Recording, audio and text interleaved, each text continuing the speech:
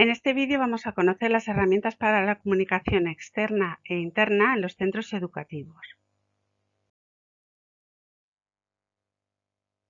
La comunicación en los centros educativos es uno de los factores más importantes para informar y recibir información, pero también para colaborar, liderar, difundir las actividades del centro, aprender, enseñar y trabajar.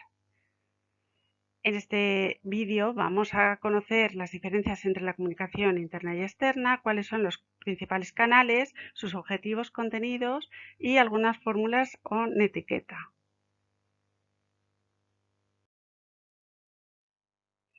Cada centro debería diseñar su propio plan de comunicación con todos estos elementos, por ejemplo, objetivos, contenidos, qué recursos se van a utilizar, tener en cuenta los destinatarios.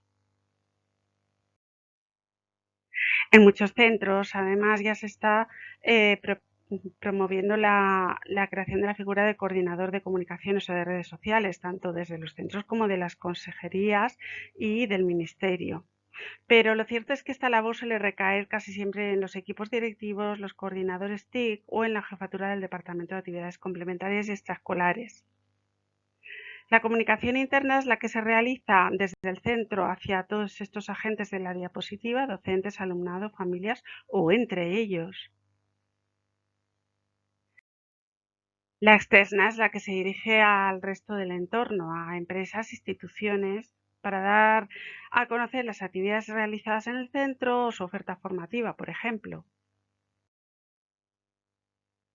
Los principales canales en la comunicación interna son los que se reseñan también en esta diapositiva, como el correo electrónico, por supuesto la telefonía, algunas aplicaciones de mensajería, por ejemplo TalkUp, las páginas web con sus blogs correspondientes de materia o de extraescolares, la megafonía, documentos de centros y reuniones o el buzón de sugerencia, por ejemplo. En cuanto a los canales de la comunicación externa, además del correo electrónico, la telefonía, tenemos sobre todo las páginas web de la Acción Educativa del Exterior, de la Consejería y de los centros, también cartelería, publicaciones y sobre todo las redes sociales. Está muy extendido el uso de Twitter y de Facebook, pero también hay otras redes sociales, como veremos en otro apartado.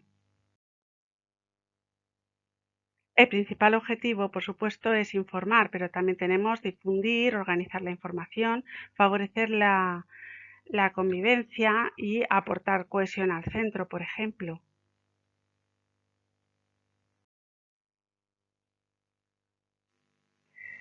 Aquí tenemos representados los principales contenidos que se suelen comunicar.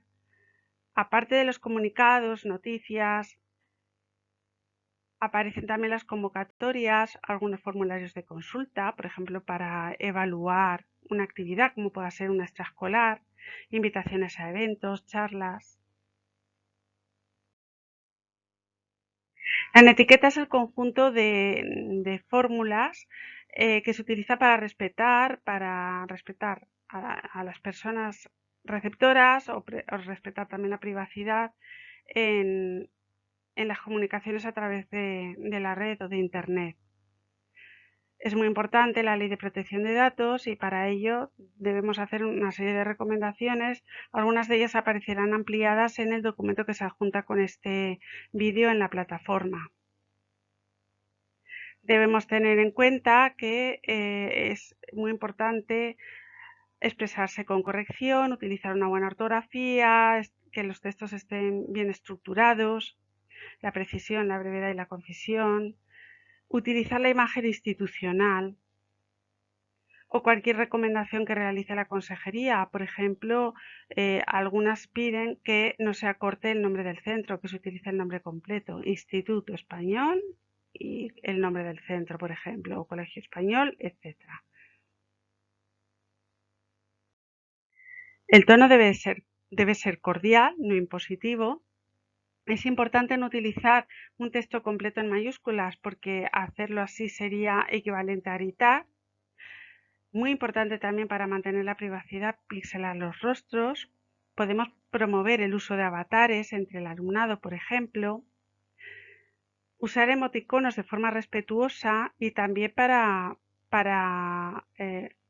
promover esa brevedad que decíamos. En Twitter es muy importante porque nos ayudan a sustituir palabras. Sabemos que hay un número de caracteres determinados que se pueden utilizar y no se deben sobrepasar, y tampoco es adecuado hacer hilos excesivamente largos.